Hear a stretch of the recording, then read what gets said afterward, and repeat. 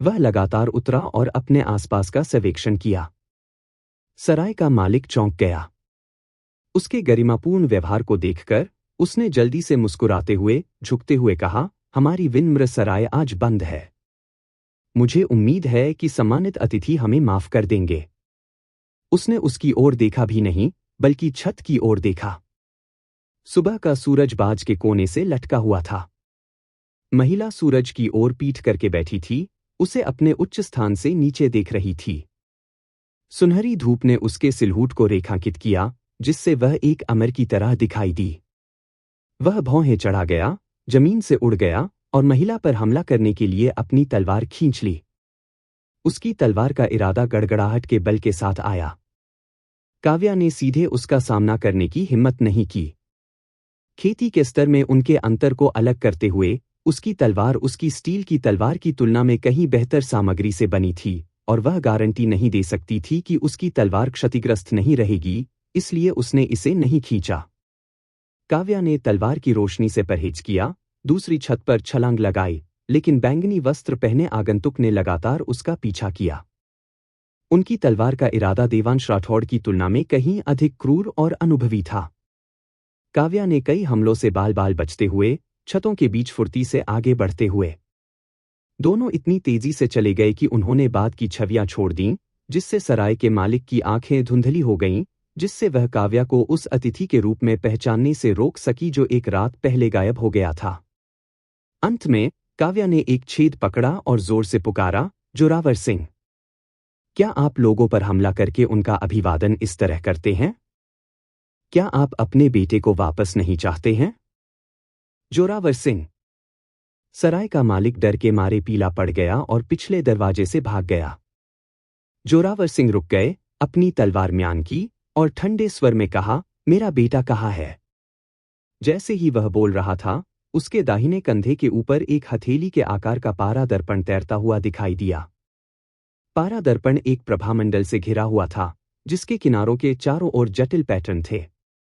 हालांकि दर्पण की सतह उज्ज्वल और स्पष्ट थी, लेकिन इसमें कुछ भी प्रतिबिंबित नहीं हुआ, केवल भीतर खालीपन दिखा रहा था। यह प्रसिद्ध जेड नदी स्काई शेकिंग मिरर होना चाहिए।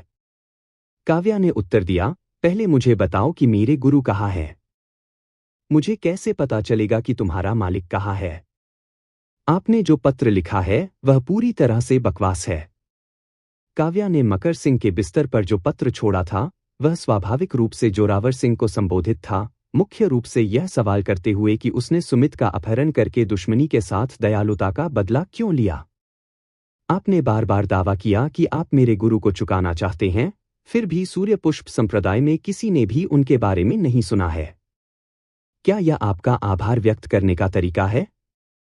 और तुझे बचाने के तुरंत बाद मेरा मालिक गायब हो गया।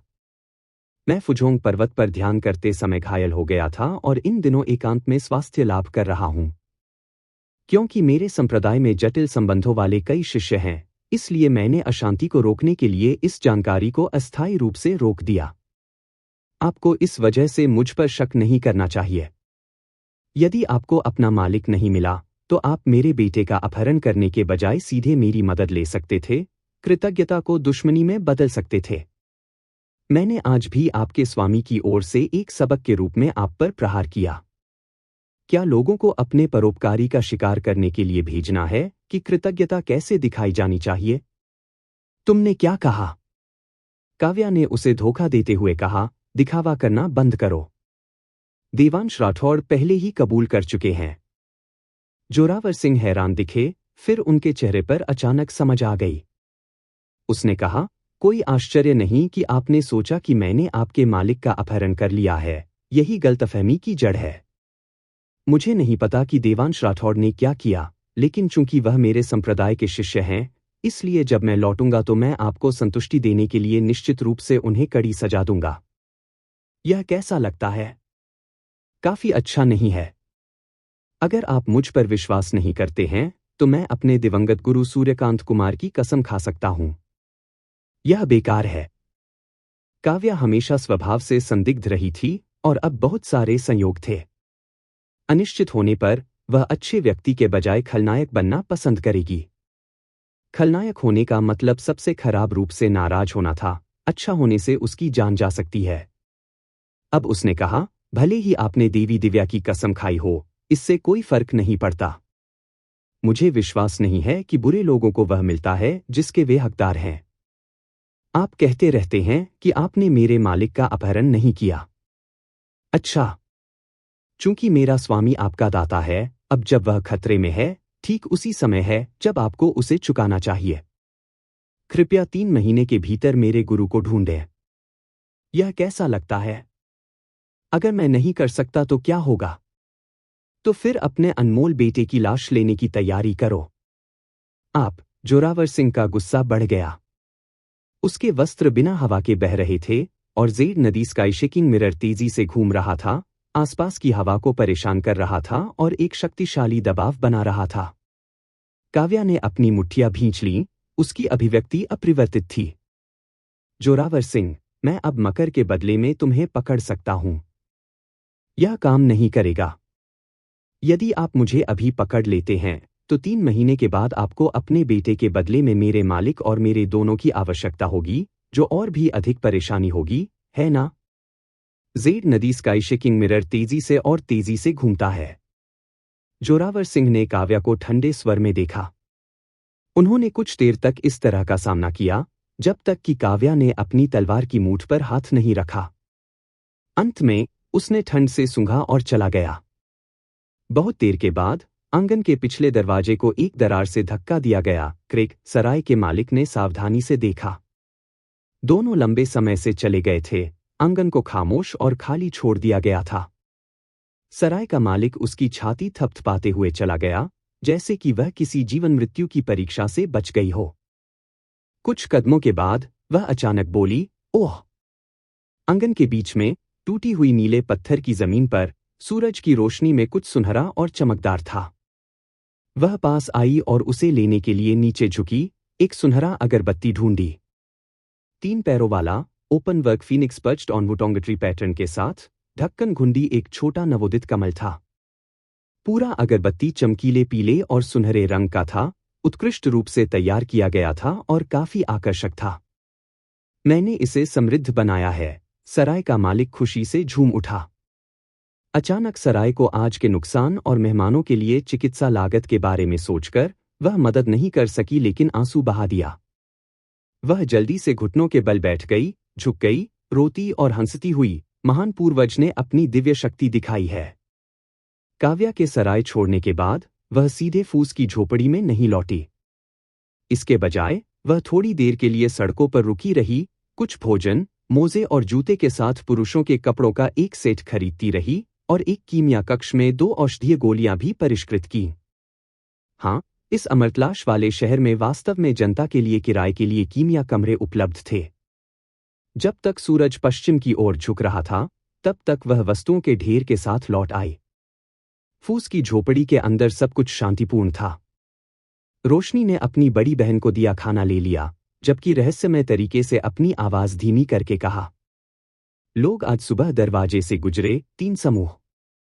वे आए और चले गए, लेकिन उनमें से एक ने भी झोपड़ी में नजर भी नहीं डाली। बड़ी बहन, मैं डर गया था।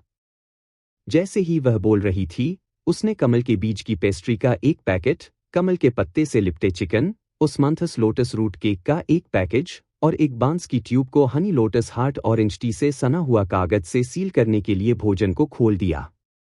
रोशनी ने हर मिठाई का स्वाद चखा, उसका मुंह सुस्त सुगंध से भर गया। फिर उसने बांस की नली खोली, एक ईख का पुआल डाला और चाय का एक बड़ा घूंट लिया। कमल के हृदय की हल्की कड़वाहट ने शहद की मिठास को संतुलित किया, जबकि संतरे के तीखेपन ने एक ताज़ा नोट जोड़ा। अलग अलग परतों और समृद्ध बनावट के साथ स्वाद एक दूसरे के पूरक थे। रोशनी मदद नहीं कर सकी, लेकिन संतुष्टि के साथ आह भर रही थी, स्वीकृति में सिर हिला रही थी। बहुत बढ़िया। वे सभी अन्य जगहों की तुलना में अधिक सुगंधित और मीठे हैं। वास्तव में, अमरसी किंग टाउन में हर कोई कहता है कि सूर्य पर्वत के कमल के फूल अन्य स्थानों से अलग हैं। यहां तक कि इनसे बनी मिठाइयां भी बेहतर लगती हैं। कितना जिज्ञासु! काव्या के बोलते ही उसे अचानक लांजी पैलेस में देखी गई भास्कर कुमार की मूर्ति की याद आ गई। प्रतिमा के बाएं हाथ में कमल का फूल था। वह सोच रही थी कि क्या कोई संबंध है। ऐसा लगता है कि सूर्य पुष्प संप्रदाय के पास कुछ रहस्य हैं जो दुनिया के लिए अज्ञात हैं। इसका पता लगाने में असमर्थ काव्या ने मामले को एक तरफ रख दिया। वह मकर सिंह के पास गई, नीचे झुक गई और उसके मुंह को बांधने वाला कपड़ा खोलते हुए कहा, मुझे पता है कि तुम निर्दोष हो। आपको कुछ समय और इस असुविधा का सामना करना पड़ेगा। निश्चिंत रहें, जब तक आप भागने की कोशिश नहीं करते, मैं वादा करता हूं कि आपको नुकसान नहीं पहुंचाऊंगा। एक बार जब मैं अपने मालिक को ढूंढ लेता हूं, तो आप मुझे अपनी इच्छानुसार डांट सकते हैं या पीट सकते हैं। अपना मुंह छोड़ते हुए मकर सिंह ने पूछा, क्या आपको अपने मालिक के ठिकाने के बारे में कोई सुराग मिला है? काव्या ने चुपचाप अपना सिर हिलाया और चीनी मिट्टी की एक बोतल निकाली, उसमें से एक सिंदूर की गोली डाली। उसने अपनी आंखों के सामने गोली रखी और मुस्कुराते हुए पूछा, क्या आप इसे स्वयं लेंगे या मुझे आपको मजबूर करना चाहिए? मकर सिंह इतना समझदार था कि उसने अपना सिर पीछे झुका लिया और अपना मुंह खोल लिया। उसने गोली को अंदर गिरा दिया और उसे निगलते हुए देखा। अभी भी उस पर भरोसा नहीं करते हुए काव्या को डर था कि वह नाटक कर रहा है। उसने उसकी ठुड्डी पर चुटकी ली, उसे अपना मुंह खोलने के लिए मजबूर किया, यह पुष्टि करने के लिए बाएं और दाएं देखा कि उसने वास्तव में गोली निगल ली है। महिला की नरम उंगलियां उसकी ठुड्डी के खिलाफ दबाई गईं, उसका सुंदर चेहरा बस इंच की दूरी पर था, उसकी थोड़ी गर्म सांस बार बार उसके चेहरे और मुंह को ब्रश कर रही थी। मकर सिंह का चेहरा धीरे धीरे लाल हो गया। उसके गर्म चेहरे को देखते हुए काव्या ने एक भौहें उठाई और मुस्कुराई। आपके संप्रदाय के शिष्यों का दावा है कि उनके युवा गुरु ने कई सुंदरियों को देखा है, लेकिन ऐसा लगता है कि वे सिर्फ शेखी बघार रहे थे। मकर सिंह खुद को समझा नहीं पाए। उसने वास्तव में कई सुंदरियों को देखा था, लेकिन एक सुंदरता द्वारा अपनी ठुड्डी को चुटकी बजाते हुए इस तरह से चिढ़ाया जाना वास्तव में पहली बार था। उसने अपना गला साफ किया और पूछा, तुमने मुझे क्या लेने के लिए मजबूर किया? स्वाभाविक रूप से यह मेरी विशेष मातृबच्चे की गोली है। मां बच्चे की गोली, मां बच्चे को छोड़ सकती है, लेकिन बच्चा मां को नहीं छोड़ सकता। यदि बच्चे की गोली लेने वाला व्यक्ति कुछ समय के लिए मां की गोली वाले व्यक्ति से दूर चला जाता है, तो दवा के प्रभाव सक्रिय हो जाएंगे, जिससे हल्के मामलों में पागलपन हो जाएगा या गंभीर मामलों में मृत्यु हो जाएगी। मां बच्चे की गोली देवरिया से कोई रहस्य नहीं थी, बहुत से लोग जानते थे कि इसे कैसे परिष्कृत किया जाए। जो बात इसे खास बनाती है वह यह थी कि हर कोई सूत्र को संशोधित कर सकता था, मां की गोली में अपना अनूठा उत्प्रेरक जोड़ सकता था। बच्चे की गोली के जहर को बेअसर करने की कुंजी पूरी तरह से इस उत्प्रेरक में निहित है। तुम मुझसे 100 कदम से ज्यादा दूर नहीं जा सकते, काव्या ने निर्देश दिया। मकर सिंह ने सिर हिलाया और पावती की आवाज निकाली, जिससे पता चलता है कि वह समझ गया है। रोशनी एक हाथ में कमल की जड़ का केक और दूसरे हाथ में चाय लेकर उसके पास आई और पूछा, अरे, क्या तुम डरते नहीं हो? यह मां बच्चे की गोली है। देवरिया में मदर चाइल्ड पिल के कारण होने वाली खूनी घटनाएं हमेशा से कई रही हैं। मुझे किस बात से डरने की जरूरत है? अगर मुझे कुछ हो जाता है, तो आप दोनों सबसे पहले घबराएंगे। काव्या को एहसास हुआ कि वह सही था। उसके समझदार रवैये ने उसे आश्वस्त किया और वह उसके हाथों को बांधने वाली रस्सियों को खोलने के लिए मुड़ी। मकर सिंह ने अपनी कलाई रगड़ी क्योंकि काव्या ने उसे मोजे और जूते के साथ कपड़ों का एक सेट देते हुए कहा, उन सोने के कपड़ों को बदल दो।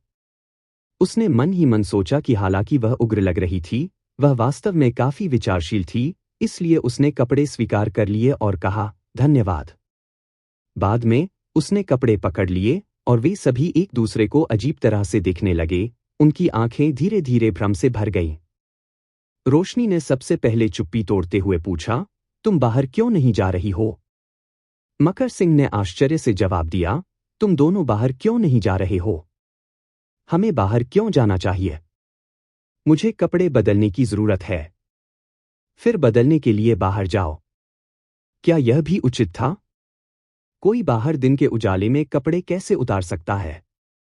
मकर सिंह के अपने सिद्धांत थे और वे इस सुझाव को स्वीकार नहीं कर सकते थे। उसने अपना सिर हिलाया और कहा, मैं अंदर बदल दूंगा, तुम दोनों बाहर जाओ। काव्या ने उस जीर्ण शीर्ण फूस की झोपड़ी को देखा, जिसके 5 किनारे हवा के संपर्क में थे, सोच रही थी कि इस जर्जर संरचना को लड़ने लायक क्यों बनाया गया है।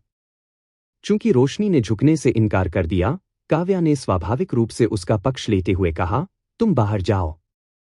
मकर सिंह अचानक उठ खड़ा हुआ लेकिन एक कदम भी नहीं उठा। मैं बाहर नहीं जाऊंगा, मैं यही बदल दूंगा। आप चाहें तो देखें। यह देखकर कि उनमें से कोई भी नहीं हिला, उसने बस अपने सोने के बागे का सैश खींच लिया और चिकना कपड़ा तुरंत पानी के पर्दे की तरह खुल गया। काव्या ने जल्दी से रोशनी की आंखें ढक लीं, हालांकि उसने खुद उसकी छाती और पेट का पूरा नजारा देख लिया। चिकनी, दृढ़ मांसपेशियां, नाजुक और चमकदार त्वचा। रुको, रुको, रुको। काव्या ने रोशनी को ऊपर खींच लिया, अपनी आंखें ढक लीं क्योंकि वे बाहर चले गए। झोपड़ी के बाहर रोशनी ने अपना सिर हिलाया और आह भरी, क्या नाटकीय आदमी है, टीएसके। मकर सिंह विजयी होकर फूस की झोपड़ी पर कब्जा कर लिया और इत्मीनान से अपने कपड़े बदले, जबकि बाहर काव्या को पुकारते हुए, तो आप भी शर्मा सकते हैं, हो। उसकी आवाज में उल्लासपूर्ण प्रतिशोध का संकेत था। काव्या नाराज नहीं थी। उसने अपनी बाहों को पार किया, डूबते सूरज को आधा आकाश लाल रंग में रंगते हुए देखा, रोशनी की नारंगी चाय की चुस्की लेते हुए सुनती हुई, ग्लुग ग्लुग ग्लुग ग्लुग। काव्या, मकर सिंह, मैं किसी बात को लेकर काफी उत्सुक हूं। हम्मा? आप वास्तव में कब उठे? मकर सिंह की अपनी सैश बांधने की हरकतें क्षण भर के लिए रुक गईं क्योंकि उन्होंने जवाब दिया, अगर मैंने आपको बताया कि मैं कभी सो नहीं रहा था, तो क्या आप मुझ पर विश्वास करेंगे? बकवास। यदि आप सो नहीं रहे थे, तो आप स्वेच्छा से हमें आपको बांधने और यहां लाने की अनुमति क्यों देते? उसने अपना सिर नीचे कर लिया, मुस्कुराते हुए अपना सैश बांधना जारी रखा, अनुमान लगाओ। जब मकर सिंह ने अपने कपड़े बदले और बाहर चला गया, तो काव्या एक भौहें उठाने से खुद को नहीं रोक सकी। अर्धचंद्राकार होंठ, एक विधवा की चोटी, घुमावदार चंद्रमाओं की तरह मोटी भौहें, थोड़े नीचे के सिरों के साथ, उसे एक कोमल और आलसी स्वभाव देती है। संकीर्ण पेसरेबल पलकें, थोड़ी गोल आंखों के कोने, पुतलियां नम और गहरी, उज्ज्वल अभी तक नशीली होती हैं, जैसे कि उनके भीतर लहरदार आकाशगंगा होती है, स्वाभाविक रूप से मुस्कुराते अर्धचंद्राकार होंठों के साथ जोड़ा जाता है। काव्या के पास यह मानने का कारण था कि अगर वह किसी को बहकाना चाहता है, तो वह संभवतः सफल होगा। दरअसल, एक सुंदर लड़का होने के लिए प्राकृतिक प्रतिभा की आवश्यकता होती है। उसने हल्के सफेद ट्रिम के साथ सियान रंग के वस्त्र पहने थे, उसके बाल एक हल्के सफेद रिबन के साथ आधा पोनीटेल में बंधे हुए थे, बाकी ढीले लटके हुए थे। जब हवा चली, तो उसके चमकदार काले बाल हल्के सफेद रिबन के साथ नृत्य करते थे। काव्या ने सीटी बजाने की इच्छा का विरोध किया। रात होने के बाद काव्या ने फूस की झोपड़ी के चारों ओर दक्षिण, पश्चिम और उत्तर की स्थिति में आग जलाई और पूर्व में मृत शाखा का एक हिस्सा रखा। फिर वह मृत शाखा के सामने एक घुटने के बल बैठ गई, प्रार्थना में अपनी तलवार की उंगली उठाई। रात की हवा कीड़ों की आवाज ले रही थी, उसके गोरे चेहरे पर बालों के काले तार बिखरे हुए थे, वह अपनी आंखें बंद करके स्थिर रही, उसका व्यवहार शांत और धर्मनिष्ठ था। मकर सिंह बगल से देख रहा था, किसी तरह उसके दिल में हिल गया। उसकी प्रार्थना के तहत मृत शाखा धीरे धीरे बदल गई। सबसे पहले इसकी सतह सूखी से नम में बदल गई, फिर शाखा के जोड़ों पर छोटे छोटे धक्कों की सूजन हो गई, चावल के दानों के आकार के अंकुर निकले और फिर तेजी से बढ़ी, जिससे कोमल हरी पत्तियां बन गईं। काव्या ने थकावट के साथ अपनी आंखें खोली। हरी पत्तियों को देखकर रोशनी के हाव भाव चिंता से राहत में बदल गए। बड़ी बहन, मास्टर है।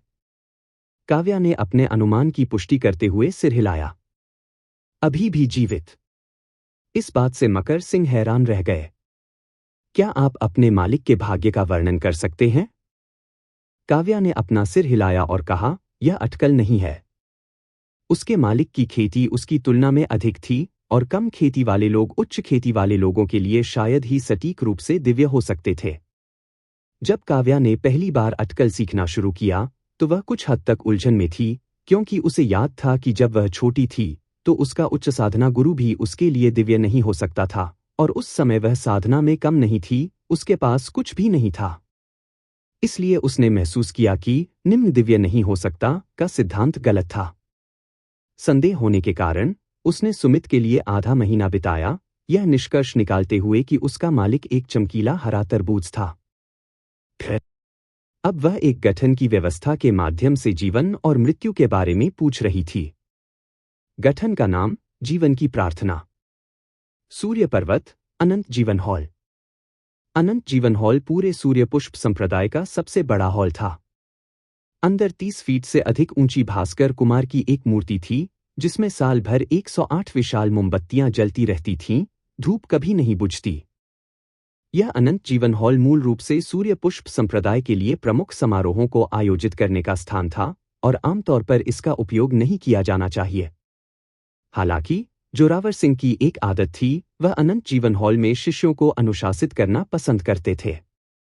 आज रात अनंत जीवन हॉल के दरवाजे कसकर बंद कर दिए गए थे और बाहर पहरा देने वाले शिष्य डर से कांप रहे थे, यहां तक कि जोर से सांस लेने की भी हिम्मत नहीं कर रहे थे। हॉल के अंदर देवांश राठौर को चाबुक से जमीन पर फेंक दिया गया। उसका शरीर पूरे 10 फीट लुढ़क रहा था, खून थूक रहा था। उसने खून पोंछने की हिम्मत नहीं की, बल्कि जमीन पर घुटने टेकने के लिए रेंगते हुए कहा, शिष्य अपनी गलती स्वीकार करता है। क्या दोष? जोरावर सिंह ने स्टील के चाबुक को पकड़ लिया, धीरे धीरे करीब चला गया। देवांश राठौर ने अपना सिर नीचे झुकाए रखा था, जोरावर सिंह की ओर देखने की हिम्मत नहीं हुई। शिष्य को दुश्मन को कम नहीं आंकना चाहिए था, न ही अपनी पहचान की घोषणा करनी चाहिए थी, जिससे संप्रदाय के नेता को शर्म आती है। जोरावर सिंह ने हाथ उठाया और एक और कोड़े मारे। सुप्रशिक्षित, सुप्रशिक्षित, सुप्रशिक्षित, सुप्रशिक्षित। उसने लगातार 20 से अधिक कोड़े मारे। देवांश राठौड़ को तब तक पीटा जब तक कि वह खून से लथपथ नहीं हो गया और पीड़ा से चिल्लाने लगा। अंत में उन्होंने कोड़े को खींच लिया, खून से भरे लौकी के समान देवांश राठौड़ की ओर देखते हुए, और पूछा, क्या आप जानते हैं कि काश्तकारों को कौन सा सिद्धांत सबसे ज्यादा याद रखना चाहिए? शिष्य नहीं जानता। कृपया मुझे प्रबुद्ध करें, संप्रदाय के नेता। सभी काश्तकारों के लिए उन्हें जो देखना चाहिए वह शिक्षकों का सम्मान नहीं करना और मार्ग को महत्व देना है, न कि पदानुक्रमित आदेश, न पिता की दया और संतानोचित धर्मपरायणता, न ही भाईचारे का सद्भाव। चूंकि तुमने अपने भाग्य के लिए स्वर्ग से लड़ने के लिए साधना के मार्ग पर कदम रखा है, इसलिए तुम्हें सबसे अधिक जो जानना चाहिए वह है योग्यतम की उत्तरजीविता। बाघों और तेंदुओं द्वारा हिरण और भेड़ों को निगल जाना प्राकृतिक नियम है। आपकी कमजोरी आपकी सबसे बड़ी गलती है। देवांश राठौड़ ने खड़े होने के लिए संघर्ष किया। क्योंकि उसकी चोटें बहुत गंभीर थीं, वह बहुत धीरे धीरे आगे बढ़ा, फिर से उठने से पहले कई बार पीछे गिर गया, जिससे जमीन पर गंदा खून के धब्बे रह गए। अंत में वह ठीक से घुटने टेकने में कामयाब रहा, सम्मानपूर्वक उत्तर दिया, शिष्य अपनी गलती स्वीकार करता है। जोरावर सिंह ने उनके संघर्ष की प्रशंसा की, उनके हाव भाव धीरे धीरे नरम हो गए। उसने सिर हिलाया और अंगूठे के आकार की एक छोटी चांदी की बोतल पर फेंक दिया, जो ठीक देवांश राठौड़ के सामने उतरी। देवांश राठौड़ जानते थे कि यह उपचार के लिए दवा है और उन्होंने आभार व्यक्त किया। धन्यवाद, संप्रदाय नेता। जोरावर सिंह ने पूछा, आपकी राय में उन दोनों लड़कियों की पृष्ठभूमि किस तरह की है? छोटी वाली अभी के लिए अनिश्चित है, केवल यह जान ले कि उसके पास एक घंटी है जो जानवरों को नियंत्रित कर सकती है, विशेष रूप से शक्तिशाली कुछ भी नहीं। लंबा व्यक्ति वज्रपथ का अभ्यास करता है, कठोर हड्डियों और मांस, बहने वाली तलवार तकनीक, उच्च साधना और कुछ बुरी कलाओं को जानता है। शिष्य इस बार उसकी बुरी कलाओं से पीड़ित थी, यही कारण है कि वज्रपथ। जोरावर सिंह ने अपनी दाढ़ी सहलाई, हैरान दिखते हुए वह अपने आप से बुदबुदाया, न तो एक मन का मार्ग, न ही करुणा का मार्ग, बल्कि वज्र मार्ग। कोई आश्चर्य नहीं कि जब मैंने आज अपना कदम उठाया तो वह डरती नहीं थी। लेकिन वज्रपथ क्यों? इस समय किसी ने बाहर से सम्मानपूर्वक कहा, संप्रदाय नेता, मैडम आपकी उपस्थिति का अनुरोध करती है। मुझे पता है। जोरावर सिंह ने उस खून को साफ करने के लिए एक मंत्र का इस्तेमाल किया जो उस पर बिखरा था। कुछ कदम बाहर निकलते ही उसके चेहरे पर एक फीकी मुस्कान दिखाई दी, फिर अचानक देवांश राठौड़ को निर्देश देने के लिए वापस मुड़ा, जाओ युवा मास्टर को वापस ले आओ। जैसा आप आदेश देते हैं, देवांश राठौर ने तब तक इंतजार किया जब तक कि संप्रदाय के नेता के कदम फीके नहीं पड़ गए, फिर अचानक लंगड़ाकर जमीन पर गिर गया। आकाश में पतले बादल बह रहे थे, जो अर्धचंद्र को ढक रहे थे, जो एक उज्ज्वल चमक के साथ धुंधले रूप से चमक रहे थे। काव्या चांदनी में खड़ी थी, तारों से भरे गुंबद, खुले जंगल और पहाड़ों को देख रही थी। मकर सिंह पेड़ से नीचे कूद गया। स्वाभाविक रूप से रात में फूस की झोपड़ी महिलाओं की थी, इसलिए उसे पेड़ पर रहना पड़ा और उसकी ओर चल दिया। जैसे ही वह आगे बढ़ा, उसके बागे की टाई धीरे धीरे हिल गई, उसके कपड़े सुरुचिपूर्ण ढंग से लहरा रहे थे। यह सिर्फ कपड़ों का एक साधारण टुकड़ा था, फिर भी उसने इसे एक लंबे, जेड जैसी आकृति की हवा के साथ पहना था। वह उसके साथ कंधे से कंधा मिलाकर खड़ा था और काव्या ने पूछा, क्या तुम सोने नहीं जा रही हो? मैं थका नहीं हूं। आप नजर रखना। रात की हवा चली गई, जिससे उनके कपड़े जोर जोर से फड़फड़े लगे। मकर सिंह ने कुछ देर चुपचाप आकाश की ओर देखा, फिर अचानक उत्सुकता से पूछा, आपका स्वामी किस तरह का व्यक्ति है? काव्या ने अपना सिर थोड़ा झुका लिया, उसकी गहरी आंखें सितारों को दर्शा रही थीं, वह किस तरह का व्यक्ति है? उनकी पृष्ठभूमि रहस्यमय थी, उनका व्यक्तित्व स्वतंत्र था।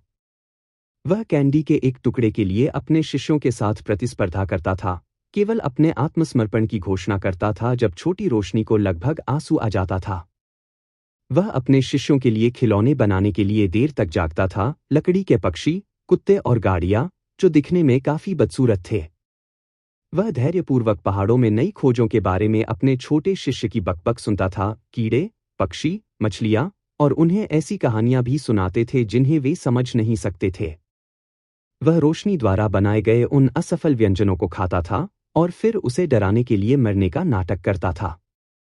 वह प्यार की तलाश में आने वाले विद्वानों को परीक्षण करने के लिए खुद को भूतों और आत्माओं के रूप में प्रच्छन्न करेगा।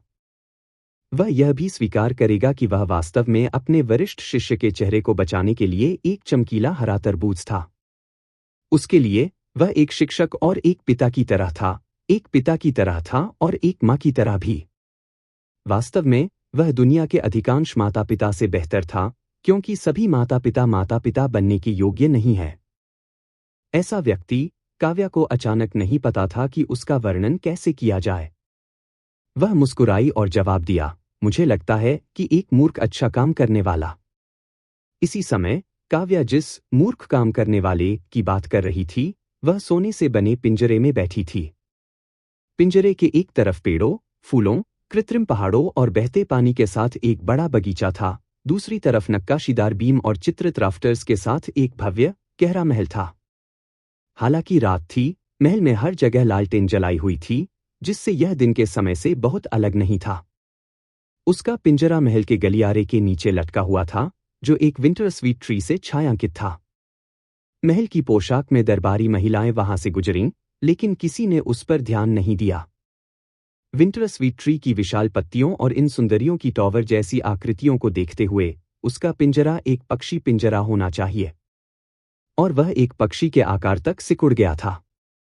पक्षी पिंजरे के बारे में एक और सबूत यह था कि उसके बगल में भोजन और पानी वाले बर्तन थे। वे दो छोटे सफेद चीनी मिट्टी के बर्तन कटोरे थे, एक साफ पानी से भरा हुआ था और दूसरा पीले बाजरा से। सुमित ने बाजरा का एक दाना उठाया। चूंकि वह सिकुड़ गया था, अब बाजरे का एक दाना उसकी उंगली जितना बड़ा था, काफी विचित्र। उसने कुछ भी पता लगाए बिना थोड़ी देर तक इसके साथ खेला, फिर अपना हाथ उठाया और उसे पिंजरे के बाहर फेंक दिया। उन्होंने इन दिनों काफी बाजरा फेंक दिया था। कुछ देर बाजरा फेंकने के बाद वह आंखें बंद करके आराम करने के लिए पर्च पर लेट गया। हिलते हुए कपड़े की आवाज धीरे धीरे पिंजरे के पास पहुंच गई। सुमित ने उठकर अपनी आंखें खोलीं तो देखा कि कोई पिंजरे की ओर जा रहा है, चौड़ी आस्तीन और चौड़ी बेल्ट, एक लंबा चम्मच पकड़े हुए, चीनी मिट्टी के छोटे कटोरे में नया पीला बाजरा मिलाते हुए। इसे भरने के बाद इस व्यक्ति ने चीनी मिट्टी के बर्तन के कटोरे के किनारे को लंबे चम्मच से धीरे से थपथपाया, जैसे कि उसे खाने की याद दिला रहा हो। सुमित ने मन ही मन बुदबुदाया, यह बहुत अपमानजनक है। पिंजरे के बाहर का व्यक्ति अचानक बोला, क्या आप अब लिखने के लिए तैयार हैं? सुमित ने अपनी आंखें बंद कर लीं, मैंने कहा था कि जब मैं अच्छे मूड में रहूंगा तो लिखूंगा। आपने मुझे एक पिंजरे में बंद कर दिया है, क्या आपको लगता है कि मैं अच्छे मूड में रहूंगा? दूसरे ने ठंडे स्वर में कहा, मेरा धैर्य सीमित है। लेकिन सुमित ने धमकी से बिल्कुल भी नहीं डरते हुए पूरी तरह से इस्तीफा दे दिया। तो मुझे मार डालो। मुझे विश्वास नहीं है कि इस दुनिया में कोई और है जो आपके लिए सम्राट चाकू की शब्दहीन पुस्तक को समझ सकता है। आवश्यक रूप से नहीं। आपने कहा, जरूरी नहीं, जिसका अर्थ है कि यह संभव है, और यह भी संभव है कि नहीं है। आप इस बात पर भी जुआ खेल सकते हैं कि वहां है या नहीं। वह व्यक्ति एक पल के लिए चुप हो गया, फिर कहा, यह भी संभव है कि आप मुझे धोखा दे रहे हों, बस समय के लिए रुकने के लिए। वास्तव में, आप सम्राट चाकू की शब्दहीन पुस्तक को बिल्कुल भी नहीं समझ सकते। सुमित लापरवाही से मुस्कुराया। हाँ, हाँ, हाँ, मैं सम्राट चाकू की शब्दहीन पुस्तक को बिल्कुल भी नहीं समझ सकता। अब तुम मुझे मार सकते हो। कृपया आगे बढ़े। दूसरे ने चुपचाप उसे थोड़ी देर तक देखा, अंततः उसे नहीं मारा, बल्कि इसके बजाय 2 बैंगनी बिजली के बोल्ट भेजे जो उसकी पीठ पर सपाट थे, फिर चले गए। सुमित के बाल खड़े होकर सफेद धुआं पीते हुए मारा गया। वह पक्षी के पिंजरे में लेटा हुआ था, चुपके से देखने के लिए अपनी आंखें खोल रहा था, और जब उसने देखा कि व्यक्ति की पीठ दूरी में गायब हो गई है, तो उसने चुपचाप राहत की सांस ली। टीएन माई रेंजियान एक विधवा की चोटी को संदर्भित करता है, माथे के केंद्र में हेयरलाइन में वी आकार का बिंदु। बड़ा हरा तरबूज कोई ऐसा व्यक्ति हो सकता है जो भोला हो, या आसानी से इसका फायदा उठाया जाए। वज्र, हीरे जैसी, अविनाशी या बौद्ध वज्रयान परंपराओं से संबंधित किसी चीज को संदर्भित करता है। बड़ी बहन, अब हम कहाँ जा रहे हैं? रोशनी ने सुबह सुबह पूछा। काव्या को भी नहीं पता था कि कहाँ जाना है। वह स्थिति के बारे में पूछने के लिए हरितमेघ द्वीप का दौरा करना चाहती थी, यह सोचकर कि शायद वहां के लोग उसके मालिक के अतीत के बारे में जानते होंगे। दुर्भाग्य से, हरितमेघ द्वीप के आसपास का पानी घने कोहरे से अवरुद्ध हो गया था। समुद्री मार्ग हर बार आधे महीने के लिए साल में केवल 2 बार खुलता था। सबसे हालिया ओपनिंग 10 दिन पहले बंद हुई थी। कोई अन्य विकल्प नहीं होने के कारण उसने कुछ छोटे पत्थर उठाए और एक भविष्यवाणी की। शगुन ने संकेत दिया कि उत्तर की ओर जाना अनुकूल होगा। काव्या, जो अभी भी अनिश्चित थी, रोशनी को एक और भविष्यवाणी करने दी। उनके पढ़ने ने सुझाव दिया कि उन्हें दक्षिण की ओर जाना चाहिए। चूंकि परिणाम इतने विरोधाभासी थे, इसलिए उन्होंने मकर सिंह को एक और कास्ट करवाया। मकर सिंह की भविष्यवाणी से पता चला कि उन्हें पश्चिम की ओर जाना चाहिए। काव्या ने इस पर अपना सिर हिलाया और हाथ हिलाते हुए घोषणा की, हम पूर्व की ओर चलेंगे। मकर सिंह ने उसकी ओर ध्यान से देखा, क्या आप सभी सही उत्तरों को खत्म करने की कोशिश कर रहे हैं? काव्या ने जवाब दिया, तुम नहीं समझोगे। रोशनी ने कहा, वह क्या समझेगा? वह सिर्फ एक सुंदर चेहरा है। वह भी नहीं समझती थी, लेकिन वह कभी भी अपनी बड़ी बहन से सवाल नहीं करती थी, यही उसके और सुंदर लड़के के बीच का अंतर था। मकर सिंह का स्वभाव अच्छा था। रोशनी के जैब के बाद भी उन्हें गुस्सा नहीं आया, बल्कि उन्होंने पूछा, मैं अभी भी आपके नाम नहीं जानता। काव्या ने कहा, वह लिटिल फेरी मैडन है और मैं बिग फेरी मैडन हूं। उनके नाम प्राप्त करने में असमर्थ, वह कुछ हद तक उद्दंड हो गया, और मैं बिग मशरूम हूं। काव्या ठठाकर हंसने लगी, ठीक है, अब और मजाक नहीं। मेरा नाम काव्या है और वह रोशनी है। डार्जिलिंग सिटी पहुंचने से पहले तीनों ने लगभग 1.5 दिन तक पूर्व की ओर यात्रा की। डार्जिलिंग सिटी रिवर ईस्ट का सबसे बड़ा शहर था, इसकी समृद्धि स्वाभाविक रूप से अमरसिकिंग टाउन से आगे निकल गई थी। वे पश्चिमी द्वार से प्रवेश करते हैं और जल्द ही वेस्ट मार्केट में पहुंच जाते हैं। यह वेस्ट मार्केट मुख्य रूप से अनाज, चाय, शराब, कपड़ा और विभिन्न दैनिक आवश्यकताओं को बेचता है। रंग बिरंगे बैनरों वाली बड़ी दुकानों और छोटे स्टॉलों पर शानदार सामान दिखाई दे रहे थे, जिससे जीवंत माहौल बन गया था। रोशनी दर्शनीय स्थलों से मंत्रमुग्ध हो गई, एक पल कैंडीड हॉज खरीदना चाहती थी, अगले पल केकड़े की पतंग खरीदना चाहती थी, और फिर सुंदर फूलों की लालटेन लगातार अपनी बड़ी बहन की आस्तीन को खींचती थी। काव्या ने अपनी अपवित्र पैसों की थैली को महसूस किया और सलाह दी, मेरी अच्छी छोटी बहन, जो लोग साधना का अभ्यास करते हैं, वे कुछ इच्छाओं के साथ एक स्पष्ट दिमाग को महत्व देते हैं। ये सभी सांसारिक विकर्षण हैं जो हमारे आध्यात्मिक स्वभाव को परेशान करते हैं। हमें उनके लुभाने में नहीं आना चाहिए। चलो जल्दी चलते हैं। ओह! रोशनी ने आज्ञाकारी रूप से सिर हिलाया। जैसे ही काव्या बोल रही थी, उसने सड़क के किनारे किसी को माल्टोज कैंडी बेचने वाला एक छोटा बर्तन स्थापित करते हुए देखा, जो हवा में बहती स्वादिष्ट खुशबू के साथ ताजा पकाया गया था। उसकी आंखें तुरंत चमक उठीं। मैं इसे खरीदना चाहता हूं। बड़ी बहन, क्या आपने यह नहीं कहा कि ये चीजें सांसारिक विकर्षण हैं? रोशनी ने पूछा। हाँ, और आज आपकी बड़ी बहन कुछ सांसारिक भोग के मूड में है। काव्या ने अपने पैसे की थैली खाली कर दी, केवल 2 तांबे के सिक्के ढूंढे, जो माल्टोज कैंडी के 4 टुकड़े खरीदने के लिए पर्याप्त थे। कैंडी बेचने वाली बुजुर्ग महिला ने इन 3 आकर्षक युवाओं को देखकर उन्हें पसंद किया। मुस्कुराते हुए, उसने एक अतिरिक्त आधा टुकड़ा फेंक दिया। काव्या और रोशनी खुशी से मुस्कुरा रहे थे, बार बार उसे धन्यवाद दे रहे थे। काव्या ने माल्टोज कैंडी का एक टुकड़ा उठाया और उसे अपने मुंह में डाल लिया। उसके होठों और दांतों में फैली अनोखी मिठास का स्वाद चखते हुए उसके मुंह में खुशी की भावना भर गई और फिर उसके पूरे शरीर में फैल गई। वह इस प्रत्यक्ष और शुद्ध आनंद का कभी विरोध नहीं कर सकी, संतोष में अपनी आंखें मूंद ली। मकर सिंह एक तरफ खड़ा था, आश्चर्य से घूर रहा था। क्या यह महिला अपहरणकर्ता वास्तव में इतनी कोमलता से मुस्कुरा सकती है? सिर्फ कैंडी के एक टुकड़े के लिए? मकर सिंह को घूरते हुए देखकर काव्या ने उदारतापूर्वक कैंडी का अतिरिक्त आधा टुकड़ा उसके हाथ में रख दिया। ले, इसे खाओ। मकर सिंह ने अपनी हथेली में सुनहरे भूरे रंग की माल्टोज कैंडी के छोटे टुकड़े को देखा और मुस्कुराया। यह देखकर रोशनी ने कहा, मेरी बड़ी बहन सही मायने में दुनिया की सबसे परोपकारी व्यक्ति है। वास्तव में, काव्या ने उसकी प्रशंसा स्वीकार कर ली। बड़ी बहन, मैं वास्तव में हर दिन सांसारिक सुखों में लिप्त होना चाहता हूं। काश, कौन नहीं करता?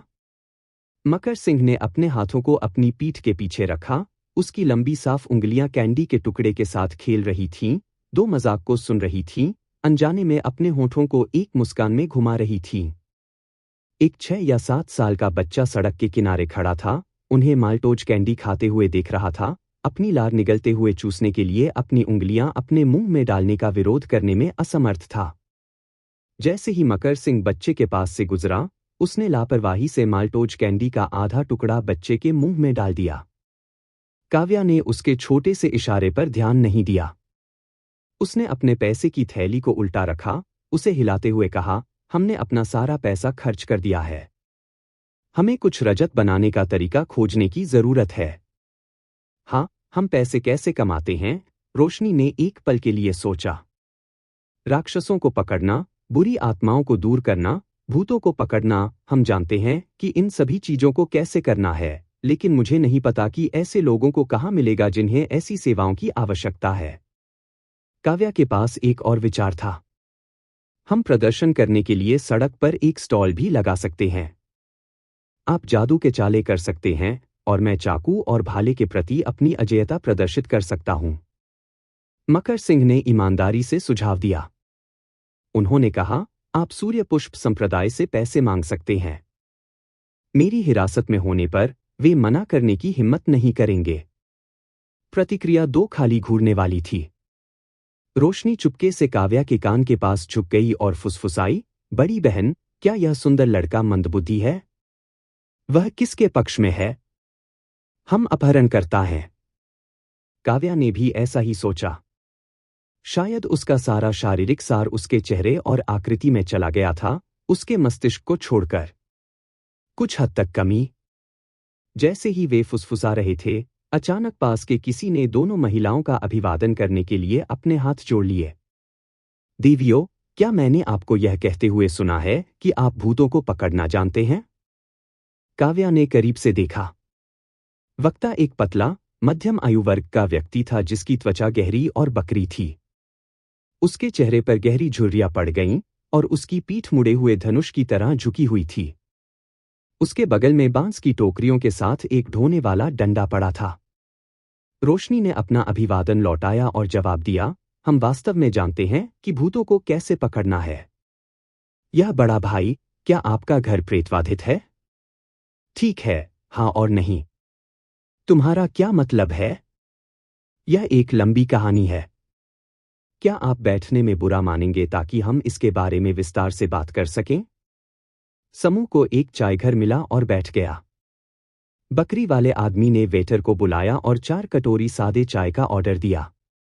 उसने थोड़ी देर के लिए अपने मोटे कपड़े की बेल्ट को खंगाला, एक छोटी, घिसी हुई भूरे रंग के कपड़े की थैली निकाली, उसे खोला और 4 तांबे के सिक्के गिने जो उसने वेटर को सौंप दिए।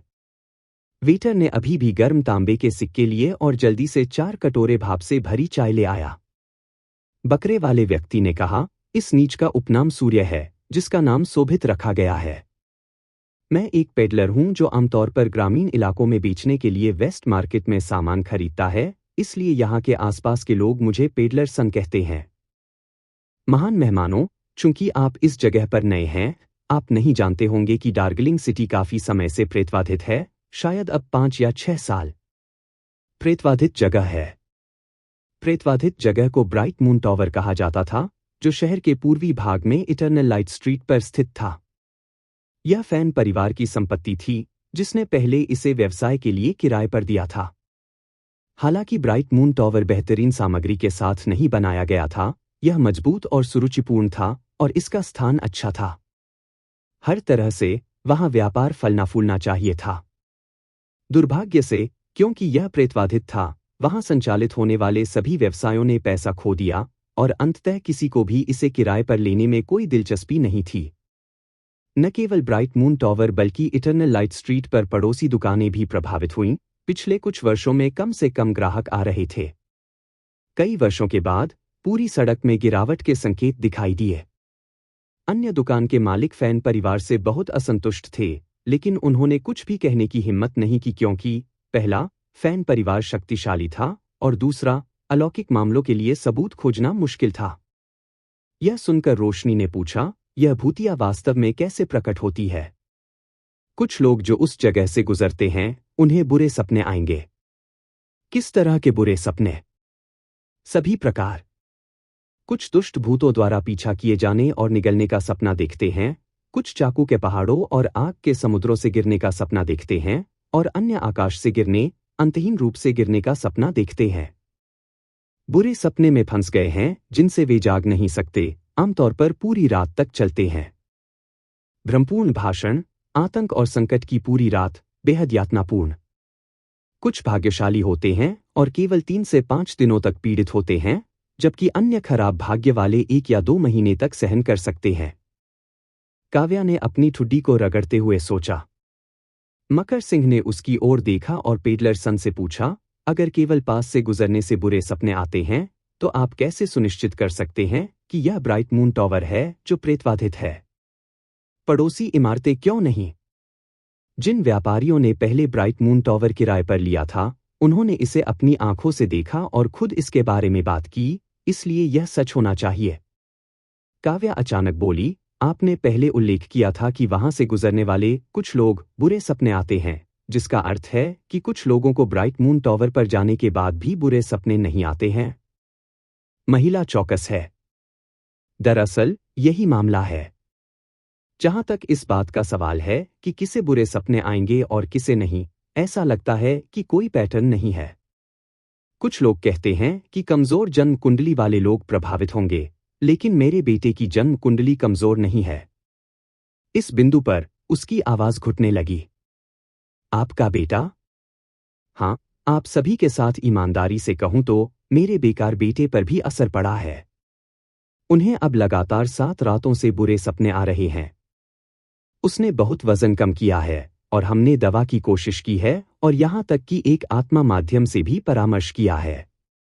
बचपन से ही उनका स्वास्थ्य खराब था और मुझे डर है कि वह जीवित नहीं रह पाएंगे।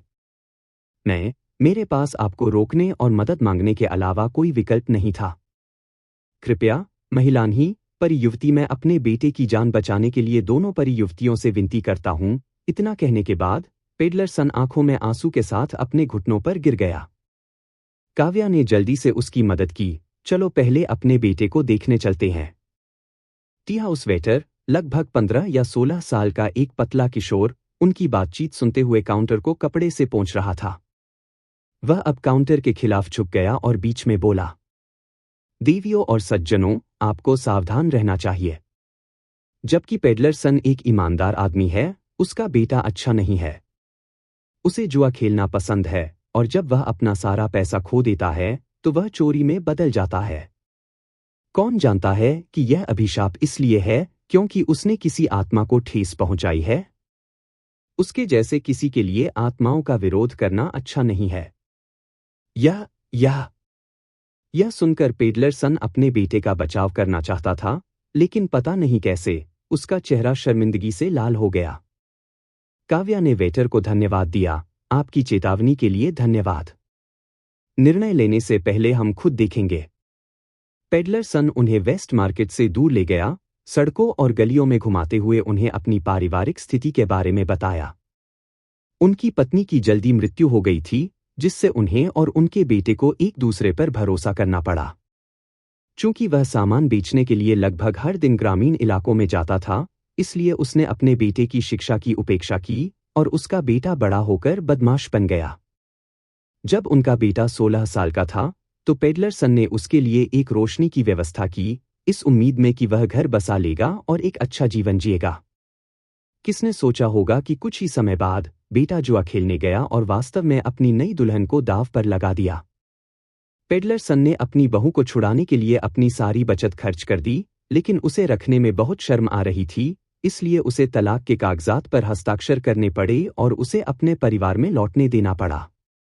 जहां तक उसका बेटा कैसे पीड़ित हुआ, कुछ दिन पहले वह ब्राइट मून टावर से गुजरा और अज्ञात कारणों से बुरे सपने आने लगे। जब उनसे पूछा गया कि उन्होंने क्या किया है, तो उन्होंने जवाब दिया कि उन्होंने कुछ नहीं किया है, कि कोई उन्हें नुकसान पहुंचाने की कोशिश कर रहा है। पेडलर सन का घर शहर के पश्चिमी भाग में 3 कमरों वाला एक छोटा सा आंगन था। घर अपेक्षाकृत साफ था। सूर्य का सबसे बड़ा बेटा पतला और काला था, पहले से ही कुछ हद तक विक्षिप्त था। वह अब बिस्तर पर लेटा हुआ कोसते और गालियां देता रहा। काव्या ने शोर को परेशान करने वाला पाया और उस पर एक चुप कराने का मंत्र रखा, फिर उसने और रोशनी ने बारी बारी से उसकी जांच की। उनके समाप्त होने के बाद उसने मकर सिंह को देखने के लिए भी आमंत्रित किया। तीनों ने उसकी जांच करने के बाद उन्होंने एक ही निष्कर्ष पर पहुंचते हुए एक ही नजरों का आदान प्रदान किया, उसे शाप दिया गया था। अभिशाप को तोड़ने का तरीका सरल था। रोशनी ने जुआरी के माथे पर 3 बार थपथपाने के लिए साफ पानी का कटोरा इस्तेमाल किया। यह अनुष्ठान पेडलर सन के मन की शांति के लिए किया गया था। वास्तव में कोई अनुष्ठान आवश्यक नहीं था, उन्हें केवल अभिशाप को भंग करने के लिए अपनी साधना का उपयोग करने की आवश्यकता थी। अगर यह आप पर दया नहीं करता, तो हम उसे नहीं बचा पाते, रोशनी ने जोर देकर कहा। पेडलर सन ने अपना आभार व्यक्त किया और फिर से अपने अच्छी तरह से छिपे हुए छोटे पर्स के लिए पहुंच गया। काव्या ने मुस्कुराते हुए उसे रोका, हम पैसे नहीं लेंगे, लेकिन बदले में हम कुछ और चाहते हैं। ओह! परी युवतियों को क्या चाहिए? बस इसे नाम दें। एक अभिशाप को तोड़ने के बाद हम उस पर दूसरा रखना चाहते हैं। काव्या ने पेडलर सन से अपने बेटे के बालों का ताला कटवाया था। उसने बालों को पकड़ लिया, उसे पूर्व की ओर लहराया और मंत्र बड़बड़ाए। फिर उसने बालों को जला दिया और राख को आंगन में वुटोंग पेड़ के नीचे दफना दिया। सच तो यह है कि उसके और रोशनी के साधना के स्तर के साथ बिना साधना के एक साधारण व्यक्ति को कोसने के लिए इस तरह के विस्तृत कदमों की आवश्यकता नहीं थी। उन्होंने अभिशाप को आसानी से टूटने से रोकने के लिए ऐसा किया, जिससे युवक के लिए भागने का कोई भी रास्ता बंद हो गया। शाप देने के बाद उसने सावधानी से अपनी उंगलियों को साफ करने का इशारा किया, फिर सूर्य के सबसे बड़े बेटे को समझाया। अब से जब भी आप जुआ खेलेंगे, तो आपको पेट दर्द इतना गंभीर अनुभव होगा कि आप इसे सहन नहीं कर पाएंगे। ओह! और आप चोरी भी नहीं कर सकते, महिलाओं को परेशान नहीं कर सकते और निश्चित रूप से हत्या या आगजनी नहीं कर सकते। संक्षेप में, जब भी आप कुछ बुरा करते हैं, तो आपके पेट में दर्द होगा। क्या तुम समझ रहे हो? सन का सबसे बड़ा बेटा अभी भी कुछ हद तक उद्दंड, स्पष्ट और जवाब देने से इनकार कर रहा था। एक अदृश्य शक्ति ने उस पर हमला किया, मोटे तौर पर उसके बालों को पकड़ लिया और उसे सिर हिलाने के लिए मजबूर किया। तभी उसे डर और भय महसूस हुआ। फिर तीनों के सन परिवार के घर छोड़ने और काफी दूर चले जाने के बाद भी पेडलर सन अभी भी अपने दरवाजे पर घुटने टेक रहा था, उन्हें प्रणाम कर रहा था। रोशनी ने कहा, ऐसे बेटे के साथ क्या यह बेहतर नहीं होगा कि वह मर जाए? काव्या ने आह भरते हुए कहा, एक बच्चे को अधिक प्यार नहीं करना क्योंकि वे अच्छे हैं, और न ही उन्हें कम प्यार करना क्योंकि वे बुरे हैं, शायद यह सबसे शुद्ध माता पिता का प्यार है। मकर सिंह मुस्कुराया, ऐसा लगता है कि आपके माता पिता आपसे बहुत प्यार करते थे। काव्या की निगाहें खाली हो गईं, जब मैं 4 साल की थी तो उन्होंने मुझे मार डाला। मकर सिंह की मुस्कान गायब हो गई, मुझे क्षमा करें। कोई बात नहीं। आइए पहले ब्राइट मून टॉवर देखें। ब्राइट मून टॉवर एक छोटी सी 3 मंजिला इमारत थी जिसमें एक सामने की इमारत और पीछे का आंगन था। आंगन में एक लोकवाट का पेड़ खड़ा था जो 10 साल से अधिक पुराना लग रहा था, जिसके बगल में एक झूला था। झूले के बगल में एक छोटा बगीचा था जिसमें कैमेलिया, एपिफिलम और ऑर्किड के मिश्रण का मिश्रण था। गुलाब दीवार पर चढ़ गए, अब पूरी तरह से खिल रहे हैं, आंगन को एक सूक्ष्म सुगंध से भर रहे हैं। काव्या यह देखकर आश्चर्यचकित रह गई कि पौधों का रखरखाव अच्छी तरह से किया गया था, खासकर जब से यहां कोई नहीं रह रहा था। बाकी आंगन को नीले पत्थर से पक्का किया गया था। कमरों के अंदर बिस्तर, टेबल और कुर्सियों जैसे रोजमर्रा के फर्नीचर थे। फैन परिवार वास्तव में अमीर था, भले ही इस घर में कोई भी वर्षों से नहीं रहता था, फिर भी वे नियमित रूप से इसे बनाए रखने के लिए लोगों को भेजते थे। यहां आने से पहले उन्होंने कई राहगीरों से पूछा था और इसी तरह की जानकारी प्राप्त की थी जो पेडलर सन ने उन्हें बताई थी। ब्राइट मून टॉवर कई वर्षों से प्रेतबाधित था। अधिकांश पीड़ित बुरे लोग थे, हालांकि कुछ अच्छे थे, इसलिए यह स्पष्ट नहीं था कि भूत क्या पसंद करता है। फैन परिवार अब भूत को पकड़ने के लिए 300 टेल चांदी का इनाम दे रहा था। फिर काव्या और उसके 2 साथियों ने ब्राइट मून टॉवर की 2 बार खोज की, हर कोने की जांच की, लेकिन कुछ भी असामान्य नहीं मिला। रोशनी, तुम्हारी घंटी के बारे में क्या? इसे आजमाए। ओह ठीक है। रोशनी ने लगातार 3 बार बुलाया, अपने वर्तमान साधना स्तर के साथ 6 पाथ सीलिंग बेल का उपयोग प्रतिदिन 3 बार करना उसकी सीमा थी। दुर्भाग्य से 3 प्रयासों में से किसी ने भी ऐसे प्राणी को नहीं बुलाया जो मानव भाषा बोल सके, जिससे संचार मुश्किल हो गया। यह आश्चर्य की बात नहीं थी, उसकी सीमित साधना का मतलब था कि वह केवल बुनियादी भावना वाले प्राणियों को बुला सकती थी जो मानव भाषण को समझ सकते थे लेकिन शायद ही कभी इसे बोल सकते थे। हालांकि उम्मीद थी, रोशनी फिर भी निराश थी। उसने कहा, यह भूत की बात एक धमकाने वाली है, यह छिपा हुआ है क्योंकि यह जानता है कि हम किसान हैं। काव्या ने मुस्कुराते हुए उसे सांत्वना दी। शायद इसमें 1 से अधिक ठिकाने हैं। हम आज रात यहां रुकेंगे और इंतजार करेंगे। शायद हम भाग्यशाली होंगे और इसे पकड़ लेंगे, फिर फैन परिवार से इनाम इकट्ठा करेंगे। हाँ। हमेशा की तरह उन्होंने बारी बारी से निगरानी की, रात के पहले भाग के लिए रोशनी, दूसरे के लिए काव्या। मकर सिंह बगल के कमरे में ही रुके थे। काव्या हमेशा से हल्की नींद में रही थी। लगभग 2 घंटे तक सोने के बाद वह जाग गई और उसने रोशनी को खिड़की के पास एक सोफे पर ध्यान और अभ्यास करते हुए पाया। काव्या को जागते देख रोशनी मुस्कुराई, अभी भी जल्दी है, बड़ी बहन। सो जाओ। मैं अब और सो नहीं सकता। आपकी बारी। उन्होंने स्थान बदल लिया। रोशनी बिस्तर पर लेट गई जबकि काव्या ध्यान करने के लिए सोफे पर बैठ गई। चांदनी खिड़की से उस पर चमक रही थी और चंद्रमा के हिलते ही फर्श पर उसकी छाया धीरे धीरे चली गई। काव्या ने स्मॉल 12 हेवंस तकनीक को सक्रिय किया, अपनी साधना शक्ति को अपने शरीर के भीतर घूमते हुए महसूस किया। मास्टर सुमित ने इस तकनीक के लिए बहुत अधिक कीमत चुकाई थी और उसने और रोशनी ने बचपन से ही इसका अभ्यास किया था, हालांकि वह रोशनी की तुलना में बहुत तेजी से आगे बढ़ गई थी। कुछ देर बाद उसे अचानक कुछ महसूस हुआ और उसने अपनी आंखें खोली। शांत कमरे में वह केवल रोशनी की स्थिर सांसों को सुन सकती थी। सफेद चांदनी की एक परत फर्श को ढक रही थी और उस चांदनी में कढ़ाई वाले जूतों की एक जोड़ी दिखाई दी थी।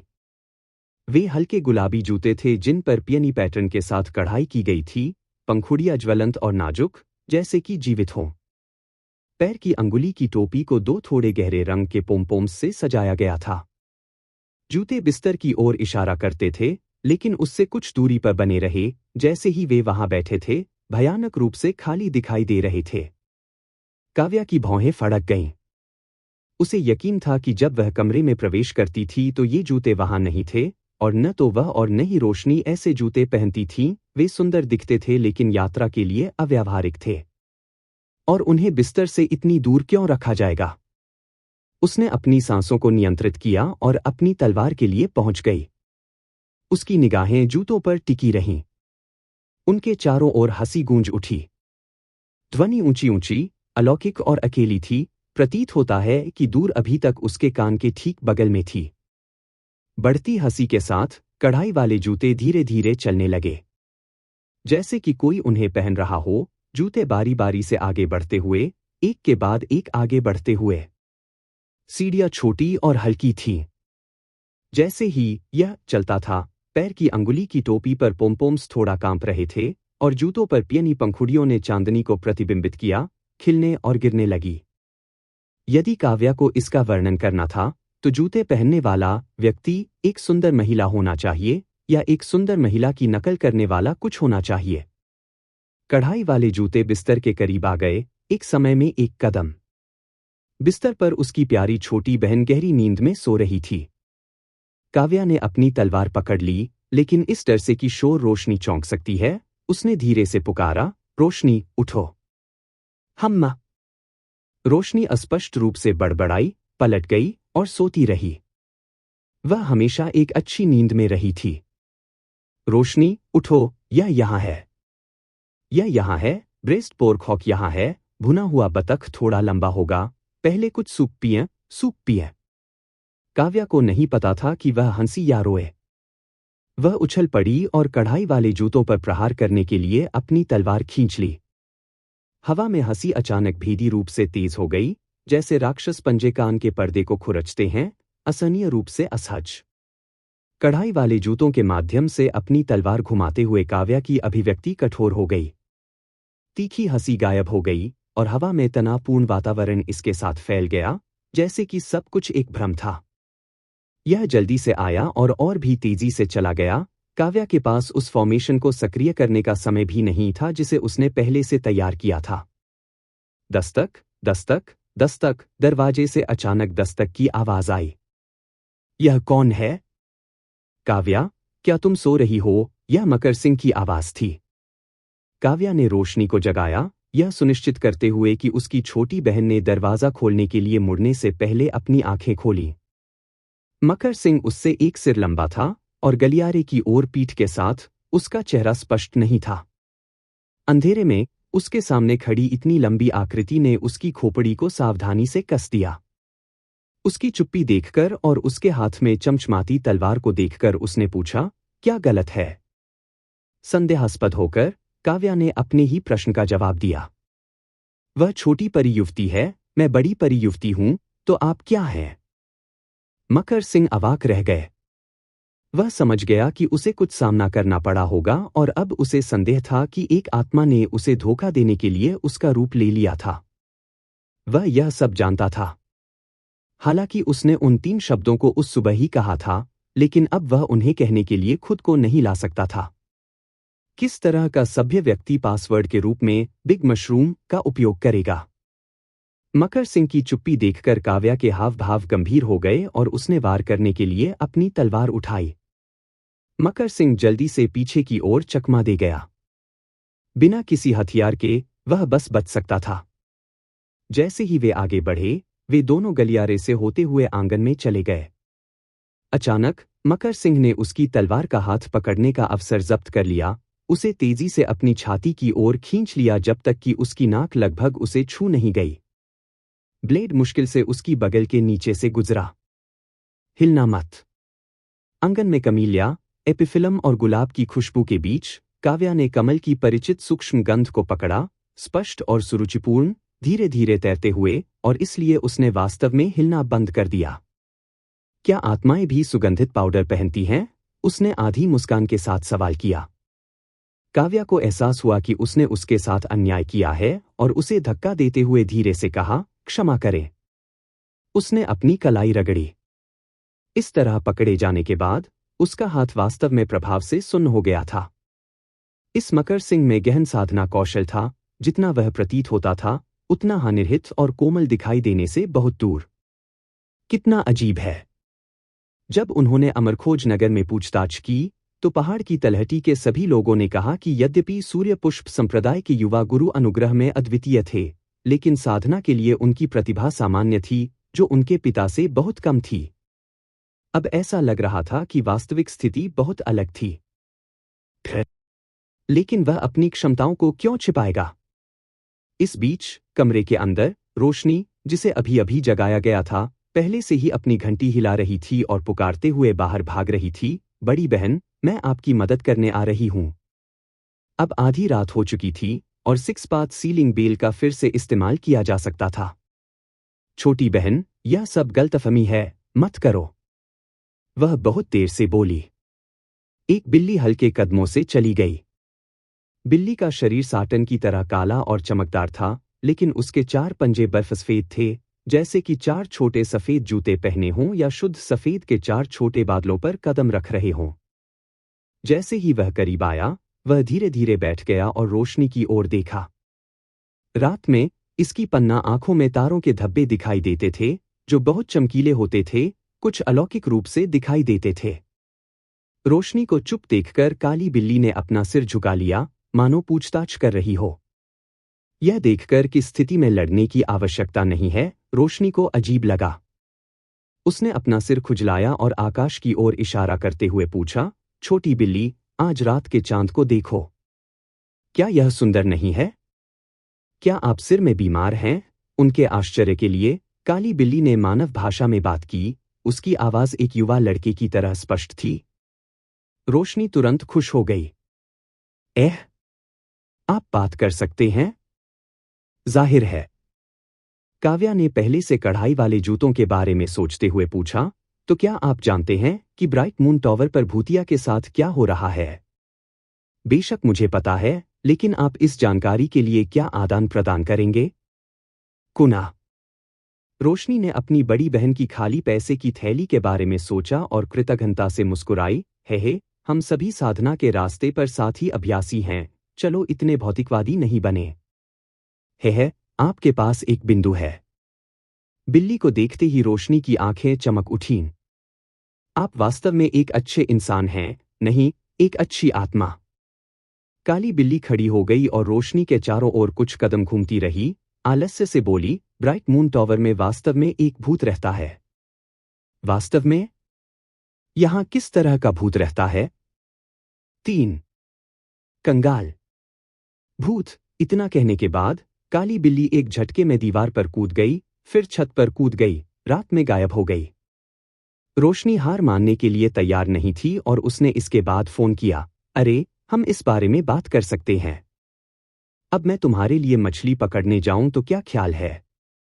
प्रतिक्रिया धीरे धीरे लुप्त होती, खो जाओ थी। काव्या ने यह देखकर सिर हिला दिया।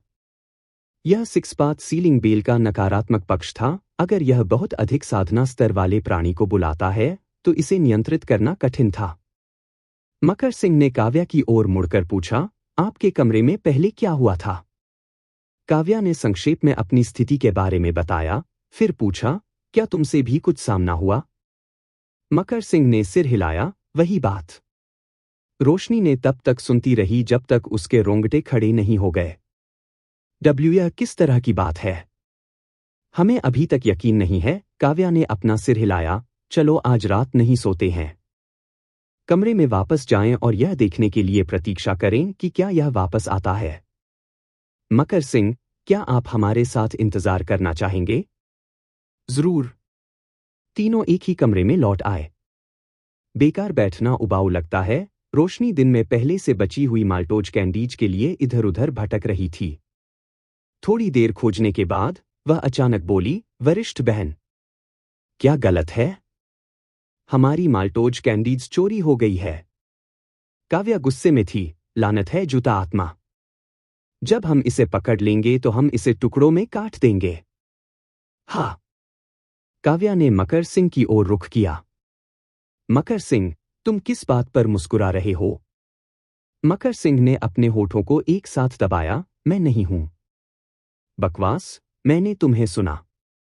मकर सिंह की आवाज में हंसी का एक बेकाबू संकेत था। वास्तव में मैं हंस नहीं रहा था। काव्या जैसे ही बोलने वाली थी, मकर सिंह ने अचानक उसे टोक दिया। शश, यह आ रहा है। बाहर बेहद हल्के कदमों की आहट थी, दूर से आ रही थी। क्रीक।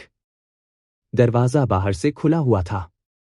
दरवाजा धीरे धीरे खुला हुआ और एक आकृति कमरे में चली गई। सिलहूट को देखते हुए यह एक आदमी प्रतीत होता है, एक भव्य काया के साथ लंबा और मजबूत। रात के अंधेरे में उसने पूरा काला पहना था, उसका चेहरा अप्रभेद्य था। अंदर घुसते ही उसने देखा कि मकर सिंह दरवाजे के पास चौकस खड़ा है। एक पल के रुकने के बाद उसने अपनी तलवार निकाली और मकर सिंह पर वार किया। उसकी तलवार अप्रत्याशित रूप से एक महान तलवार थी, जिसमें एक चौड़ी और मोटी ब्लेड थी, यहां तक कि विशिष्ट महान तलवारों से भी लंबी थी। जब इसे चलाया जाता है तो यह जबरदस्त शक्ति और गति के साथ चलता है, जिससे हवा के माध्यम से एक गहरी कर्कश ध्वनि पैदा होती है। मकर सिंह ने अपने सिर के हल्के झुकाव के साथ तलवार को चकमा दिया, फिर रहस्यमय आदमी से खुद को दूर करने के लिए कई कदम पीछे हट गया। प्रतिद्वंद्वी का स्लैश चुक गया और जैसे ही वह अपना हमला जारी रखने के लिए तैयार हुआ, उसे अचानक एहसास हुआ कि कमरे में दो अन्य लोग थे, दोनों हथियारों के साथ थे। काव्या करीब थी और उसकी तलवार की नोक एक फुर्तीले सांप की तरह आगे बढ़ रही थी। उस आदमी ने इसे अपनी तलवार से अवरुद्ध कर दिया, जिससे एक स्पष्ट धातु डिंग पैदा हुआ क्योंकि वे टकरा गए।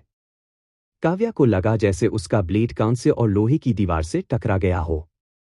मन ही मन आश्चर्यचकित होकर उसने सोचा, इस आदमी की ताकत वास्तव में उल्लेखनीय है। वास्तव में बैल की ताकत के बिना इतनी बड़ी तलवार का उपयोग कौन करेगा? रोशनी की तलवार तुरंत पीछा कर रही थी, हवा में नीचे की ओर गिर रही थी। वह आदमी जल्दी से दरकिनार हो गया, उसकी हरकतें कुछ हद तक उन्मत्त हो गईं। मकर सिंह ने मौके का फायदा उठाया क्योंकि उस व्यक्ति ने रोशनी की तलवार को चकमा दिया और एक लात मारकर बाहर निकल गया।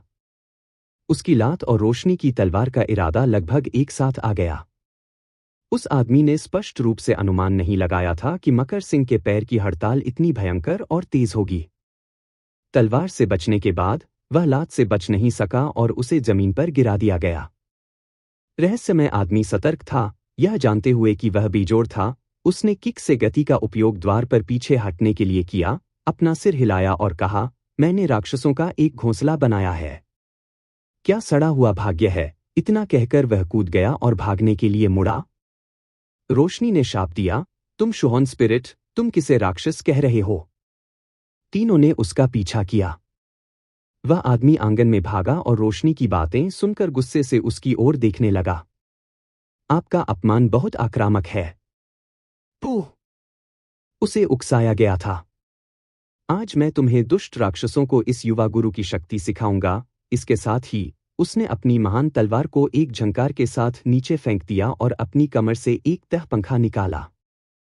सबसे पहले उसने पंखे को अपने हाथ में एक दो बार घुमाया, जिससे एक फूल फूल गया, फिर उसे एक हुश के साथ खोल दिया। उसने सुनाया, दूर की धुंध की तरह भौहें, ठंड पकड़े हुए आंखें, सुंदर जेड कदम बहती रोशनी में चमकते हैं। यदि केवल सुंदरता एक स्थायी मुस्कान प्रदान करती, मैं पिंगलाई के अमरता के अमृत को त्याग दूंगा, प्रकट हो। रोशनी ने डांटा, इतनी जोर से अपना जादू सुनाना, कितना घमंड। क्या आप हमें उकसाने की कोशिश कर रहे हैं? काव्या ने फोल्डिंग फैन को गौर से देखा। जैसे ही आदमी ने अंतिम शब्द समाप्त किया, पंखे की सतह से अचानक हरे धुएं का एक झोंका उठी, सीधे हवा में फैल गई और तुरंत रंगीन कपड़ों में एक महिला में बदल गई। रंगीन कपड़े पहने महिला ने अपने बालों को एक ऊंचे बन में पहना था और उसके कपड़े धुएं और बादलों की तरह शानदार थे, जो अंधेरे में एक नरम, गहना जैसी चमक का उत्सर्जन कर रहे थे। उसके बालों में चमकीले लाल और सफेद फूल थे, सुगंध पाउच और उसकी कमर पर जेड पेंडेंट लटके हुए थे और उसने अपने गोरे हाथों में ताजे फूलों से भरी एक टोकरी पकड़ी हुई थी। उसके बाल बादलों की तरह काले थे, उसकी त्वचा बर्फ की तरह सफेद थी, एक बर्फीली सुंदरता और जेड जैसी हड्डियों के साथ अवर्णनीय रूप से सुंदर थी। रंग-बिरंगे कपड़ों में खूबसूरत महिला हवा में तैर रही थी, ठंड से सभी को देख रही थी। अपनी नज़र से काव्या ने महसूस किया कि एक शक्तिशाली आध्यात्मिक शक्ति फैल रही है, ठंड की तरह और बर्फ की तरह, एक भेदी ठंडक पैदा कर रही है। काव्या का दिल कड़ा हो गया। उसने अपनी छाती की रक्षा के लिए अपनी तलवार को अपने बैकहैंड से पकड़ लिया, रोशनी को ढालने के लिए थोड़ा झुक गया, एक रक्षात्मक मुद्रा के साथ हवा में रहस्यमय महिला को देख रहा था। मौन टकराव का एक क्षण, हवा एक पल के लिए जमा हो गई। फिर रंगीन कपड़ों में खूबसूरत महिला अचानक चली गई। काव्या ने सोचा, यहां वह आ रही है। सुंदर महिला धीरे धीरे नीचे उतरी, पंख की तरह हल्की। उतरने के बाद वह नीले पत्थर की जमीन पर नंगे पैर खड़ी थी और तीनों की ओर कदम से कदम मिलाकर चलती थी। और तब उसका शरीर अचानक नीचे की ओर झुक गया और वह इनायत से जमीन पर घुटनों के बल बैठ गई, उसकी मुद्रा विनम्र थी। रहस्यमय आदमी जम गया। काव्या भी इस दृश्य को देखकर आश्चर्य से देखती रही, हकलाते हुए बोली, था यह बहुत विनम्र है। मकर सिंह ने हंसते हुए कहा, एक बुरी आत्मा के लिए आप काफी विनम्र हैं। उस आदमी ने गुस्से में जवाब दिया, तुम बुरी आत्मा हो। मैं यहां भूतों को पकड़ने आया हूं। क्या संयोग है, हमने भी ऐसा ही किया। मुझे विश्वास नहीं होता। यदि आप भूतों को पकड़ रहे हैं, तो प्रेतवाधित घर में क्यों रहते हैं? मैंने उस बदजुबान को देखा। बोलते ही उसने रोशनी की ओर इशारा किया, यहां तक कि किसी के बिस्तर पर भी चढ़ गया। मुझे लगता है कि आप चालें खेल रहे हैं, इस जगह को अपनी मांद के रूप में उपयोग कर रहे हैं। काव्या ने अपनी भौंह पर चुटकी ली, कुछ शर्मिंदा होकर, हम एक सराय का खर्च नहीं उठा सकते थे। हो, वह अवाक था, ऐसा लग रहा था जैसे उसने कोई असली भूत देखा हो। मेरा विश्वास करो, अगर हम वास्तव में बुरे लोग होते, तो आप अब तक एक लाश होते। वह आदमी क्या कह सकता था, रंगीन कपड़े पहने सुंदरी को जमीन पर घुटने टेकते हुए देखकर? यहां तक कि उसका अपना जादुई खजाना भी उनके सामने घुटने टेक रहा था। वह जानता था कि यह खजाना कितना शक्तिशाली था, जिससे पता चलता था कि उसके विरोधियों की खेती कितनी दुर्जेय होनी चाहिए। तो उसने सिर हिलाया और कहा, आप सही कह रहे हैं। इसके साथ ही उसने अपना पंखा लहराया, वापसी शब्द कहा और रंगीन कपड़ों में सुंदर महिला को वापस पंखे में याद किया। वह अपनी तलवार उठाने और म्यान करने के लिए नीचे झुका, फिर अपनी मुट्ठी समूह की ओर बढ़ा दी। मेरा नाम आर्य सुमेधा है। मैं पहले वास्तव में उतावला था। कृपया मुझे माफ कर दो। कोई बात नहीं, हमने भी अनुचित तरीके से काम किया। हाँ, आप वास्तव में जानते हैं कि लोगों का अपमान कैसे करना है। शोहन स्पिरिट के बारे में सोचते हुए आर्य सुमेधा का स्वर अभी भी कुछ आहत था, क्योंकि उसने अपने चेहरे को छुआ और धीरे से कहा, मेरा चेहरा इतना लंबा नहीं है ना? रोशनी ने अपना सिर खुजलाया, इसके लिए क्षमा करें। मैं रोशनी हूं। मैं काव्या हूं। मकर सिंह। आर्य सुमेधा ने मुस्कुराते हुए कहा, हम वास्तव में अपने संघर्ष के माध्यम से परिचित हो गए हैं। चूंकि आप एक सराय का खर्च नहीं उठा सकते हैं, इसलिए मुझे आपका इलाज करने दें, इसे मेरी माफी माने। रोशनी ने पूछा, क्या तुम अब भूतों को नहीं पकड़ने जा रही हो? अभी नहीं। इस सारे हंगामे के बाद भूत डर गए हैं। आइए पहले सराय में आराम करें और कल पर पुनर्विचार करें। काव्या भी जल्दी में नहीं थी, इसलिए उसने सिर हिलाया और मुस्कुराया, अच्छा लगता है। क्या देर रात का नाश्ता होगा? हाँ, जो भी आप चाहते हैं। जब उसने कहा, जो कुछ भी आप चाहते हैं, काव्या ने सोचा कि वह अतिशयोक्ति कर रहा है, जब तक कि वे वास्तव में सराय में नहीं पहुंचे और उसने आखिरकार इस पर विश्वास किया। यह सराय डार्गलिंग शहर के सभी में सबसे बड़ी और बेहतरीन निकली, जिसे इमोर्टल कैपिटल क्लाउड लॉज कहा जाता है। इस देर रात के समय भी अतिथि हॉल में तेज रोशनी थी, सुगंधित हवाएं चल रही थीं, जिसमें कई परिचारक रात की ड्यूटी पर विशिष्ट मेहमानों की सेवा करने के लिए इंतजार कर रहे थे। अतिथि कक्ष में मोमबत्ती की रोशनी में काव्या और उसके साथियों ने आखिरकार आर्य सुमेधा की उपस्थिति को स्पष्ट रूप से देखा। उसके पास एक चौड़ा माथा और ठुड्डी, तलवार जैसी भौहें और आत्मा से भरी आंखें थीं, जिसमें एक प्रभावशाली उपस्थिति थी। वह लगभग उनके समान उम्र का प्रतीत होता था, लगभग 20 वर्ष, स्पष्ट और चमकदार आंखों के साथ जो चालाकी की कमी का संकेत देते थे। सबसे अधिक आकर्षक उसकी पीठ पर महान तलवार थी। आमतौर पर कीमती तलवारें या तो कमर पर पहनी जाती हैं या पीठ पर ले जाई जाती हैं। पीठ पर आमतौर पर एक कंधे के पट्टा द्वारा सुरक्षित की जाती हैं। हालांकि उसकी तलवार में कंधे की पट्टियां थीं। काले चमड़े की पट्टियां उसकी छाती पर पार हो गईं और कसकर बंधी हुईं, जो तलवार के अत्यधिक वजन का संकेत देती है। आर्य सुमेधा ने देखा कि काव्या उसकी तलवार को एकटक देख रही है।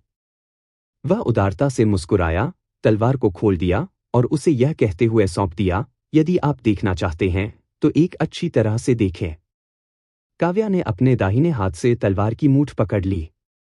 मूठ चौड़ी और लंबी थी, बड़े हाथों वाले किसी व्यक्ति के लिए उपयुक्त थी, जिससे उसे पकड़ना अजीब हो जाता था।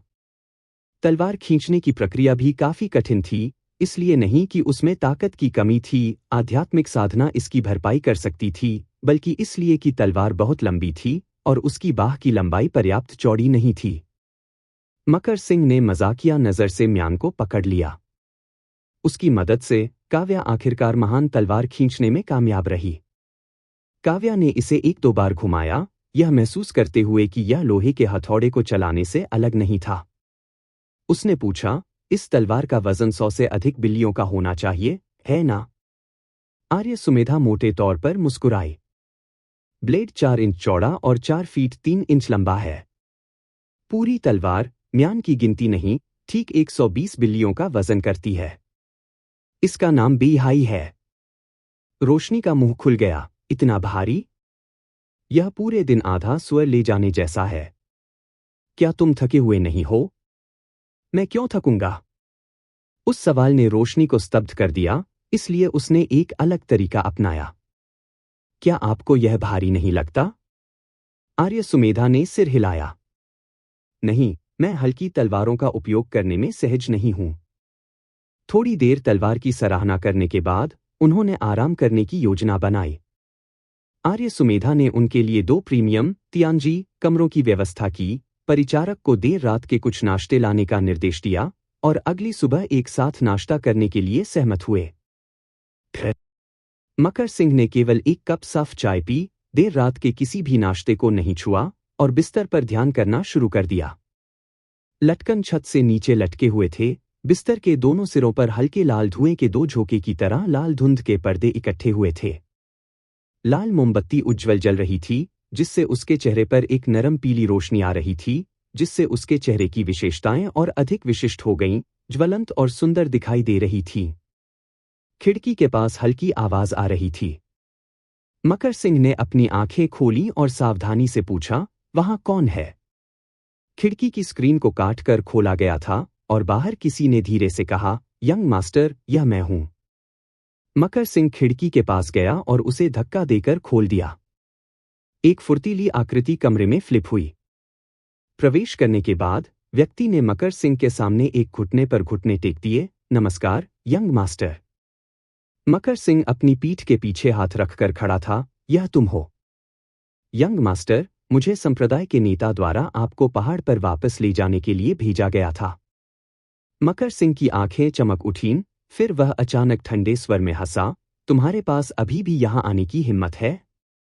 उस दिन जब मेरे पिता ने आपको उन 2 युवा लड़कियों को मारने का आदेश दिया, तो आप इसे संभाल भी नहीं सके। यदि आपकी असफलता के लिए नहीं, तो मैं इस स्थिति में कैसे समाप्त होता? यह व्यक्ति देवांश राठौड़ था। देवांश राठौड़ ने उत्सुकता से अपना शरीर नीचे किया। मैं अपना अपराध जानता हूं। मैं आज यंग मास्टर को वापस ले जाकर सुधार करने आया हूं। एक बार जब यंग मास्टर पहाड़ पर लौट आएगा, तो मैं आपको जो भी सजा उचित समझूंगा उसे स्वीकार करूंगा। मैं वापस नहीं जा रहा हूं। देवांश राठौड़ ने ऊपर देखा और पूछा, क्या यंग मास्टर को मदर चाइल्ड पिल मामले की चिंता है? मकर सिंह ने कुछ नहीं बोला, बस अपनी आंखें सिकोड़ ली। देवांश राठौड़ ने तुरंत समझाया, संप्रदाय के नेता को पता चल गया है कि उस राक्षसी ने मां बच्चे की गोली को परिष्कृत किया था। संप्रदाय के नेता ने मुझे आपको बताने के लिए कहा। उसने क्या कहा? देवांश राठौड़ ने अपनी आवाज थोड़ी और धीमी की और कहा, संप्रदाय के नेता का कहना है कि यंग मास्टर सभी जहरों से प्रतिरक्षित हैं, इसलिए मां बच्चे की गोली आपको जरा भी नुकसान नहीं पहुंचा सकती है। इसलिए आप बिना किसी चिंता के वापस आ सकते हैं। मैंने कहा, मैं वापस नहीं जा रहा हूं। युवा मास्टर देवांश राठौड़ ने देखा कि यंग मास्टर अटूट थे और उन्होंने सोचा कि यंग मास्टर को उन पर भरोसा नहीं है। आगे बात करना बेकार होगा, सीधी कार्रवाई करना बेहतर होगा। इस विचार के साथ देवांश राठौड़ ने दांत पीस लिए और कहा, यंग मास्टर, मुझे माफ कर दो। अचानक वह आगे बढ़ा, मकर सिंह को जबरन बेहोश करने की कोशिश कर रहा था ताकि उसे ले जाया जा सके। वह मकर सिंह के कंधे को दबाने के लिए आगे बढ़ा, लेकिन मकर सिंह चकमा दे गया। उनका पहला प्रयास विफल होने के बाद उन्होंने मकर सिंह का हाथ पकड़ने की कोशिश की। उसकी हरकतें बिजली की तरह तेज थीं, लेकिन मकर सिंह और भी तेज था। लगातार कई कोशिशों से बचने के बाद आखिरकार मकर सिंह ने धैर्य खो दिया और अपना पैर उठा लिया। पैंग! देवांश राठौड़ ने किक को सीधे अपने सीने में लिया और कागज की शीट की तरह उड़ गया, दीवार से टकरा गया। लकड़ी की दीवार हिल गई और फिर एक जोर से दुर्घटनाग्रस्त होने के साथ पूरी दीवार ढह गई, जिससे एक बड़ा छेद हो गया। देवांश राठौड़ लकड़ी के मलबे के ढेर के साथ बगल के कमरे के फर्श पर गिर गए, जो प्रभाव के तेज होने के कारण कुछ दूरी तक फिसल गए। फर्श पर बैठे, छाती से हाथ मिलाकर देवांश राठौड़ का चेहरा सदमे से भर गया। उनके यंग मास्टर के पास ऐसा मार्शल कौशल कैसे हो सकता है? काव्या और रोशनी भी समान रूप से हैरान थे। दोनों खुशी खुशी शराब से लथपथ चावल के गोले खा रहे थे जब अचानक एक बड़ा आदमी दीवार से टकराते हुए आया। काव्या व्यावहारिक रूप से अपनी कुर्सी से कूद गई, अपनी तलवार खींची और फर्श पर व्यक्ति की ओर इशारा किया। वे मेरे साथ हस्तक्षेप नहीं करेंगे। ओह! मुझे अमरों से लगाव है। आर्या। जब आर्य सुमेधा ने यह कहा, तो उसने अपने चेहरे पर एक रहस्यमय मुस्कान के साथ अपना सिर थोड़ा ऊंचा कर लिया। रोशनी की आंखें चमक उठीं। क्या आप सच में किसी अमर से मिले हैं? आर्य सुमेधा बिना जवाब दिए बस मुस्कुरा दी। रोशनी ने खट्टे स्वर में कहा, हम में से कोई भी अमर से नहीं मिला है। काव्या का दिल हिल गया। यदि आर्य सुमेधा किसी अमर से मिली होती, तो क्या वह शायद उससे इस अमर से मिलने के लिए कोई परिचय मांग सकती थी? शायद वह अमर से अपने मालिक को खोजने में मदद करने के लिए कह सकती है। लेकिन फिर उसे यह विचार हास्यास्पद लगा। अमर दूसरे चाचा, तीसरे चाची या छोटे चचेरे भाई की तरह नहीं थे, उन्हें परिचय के माध्यम से इतनी आसानी से कैसे पूरा किया जा सकता है? वह वास्तव में हताश थी और तिनके को पकड़ रही थी। नाश्ते के बाद वे चारों एक साथ फैन परिवार से मिलने गए। रास्ते में आर्य सुमेधा ने देखा कि काव्या ने अपनी तलवार बदल ली है। म्यान एक गहरा काला था जो किसी भी प्रकाश को प्रतिबिंबित नहीं करता था, स्पष्ट रूप से कोई साधारण हथियार नहीं था। काव्या, क्या मैं तुम्हारी तलवार देख सकता हूं? बेशक। काव्या ने उदारतापूर्वक इसे सौंप दिया। आर्य सुमेधा ने सभी कोणों से इसकी जांच की, इसकी बहुत प्रशंसा की, फिर पूछा, क्या आप इस तलवार को बेचेंगे? मैं 10,000 टैल की पेशकश करता हूं। इससे पहले कि काव्या जवाब दे पाती, उसने अचानक अपना सिर हिलाया। मुझे देखो, फिर से पुरानी आदतों में पड़ रहा है। ऐसा दिव्य हथियार बिक्री के लिए कैसे हो सकता है? मेरी बात मत मानो, काव्या, बस दिखावा करो कि मैं बकवास कर रहा था। काव्या ने यह एक सौदा है शब्द निगल लिया जो लगभग उसके होठों से निकल गया था। रोशनी हाथ जोड़कर काव्या के पास चली गई, गर्व से बोली, यह मेरी बड़ी बहन की युद्ध लूट है। आह! प्रभावशाली, प्रभावशाली। आर्य सुमेधा ने नार्क तलवार काव्या को लौटा दी, अचानक उसे और अधिक सावधानी से संभाला। रोशनी आर्य सुमेधा की प्रतिक्रिया से संतुष्ट थी। केवल तलवार के बारे में डींग मारने से संतुष्ट नहीं, उसने अपने दाहिने हाथ से एक मुट्ठी बनाई, अपने अंगूठे का उपयोग करके मकर सिंह की ओर इशारा करते हुए, देखो, सूर्य पुष्प संप्रदाय का युवा स्वामी भी मेरी बड़ी बहन की युद्ध की लूट है। मकर सिंह संयमित गरिमा के साथ चले, इससे इनकार नहीं किया। आर्य सुमेधा ने उनका बहुत सम्मान किया, उन्होंने निश्चित रूप से सूर्य पुष्प संप्रदाय के बारे में सुना था। काव्या को वास्तव में डर था कि उसकी छोटी बहन अजीब शेखी बघारना जारी रखेगी, इसलिए उसने जल्दी से विषय बदलते हुए कहा, सुयान, क्या मैं उस जादुई तह पंखे को देख सकती हूँ जिसका आपने कल रात इस्तेमाल किया था? निश्चित रूप से। काव्या का मतलब केवल आर्य सुमेधा के लिए था कि वह पंखा खोले और उसे दिखाए, लेकिन अप्रत्याशित रूप से जादुई वस्तु को पुनः प्राप्त करने के बाद उसने इसे सीधे उसे सौंप दिया।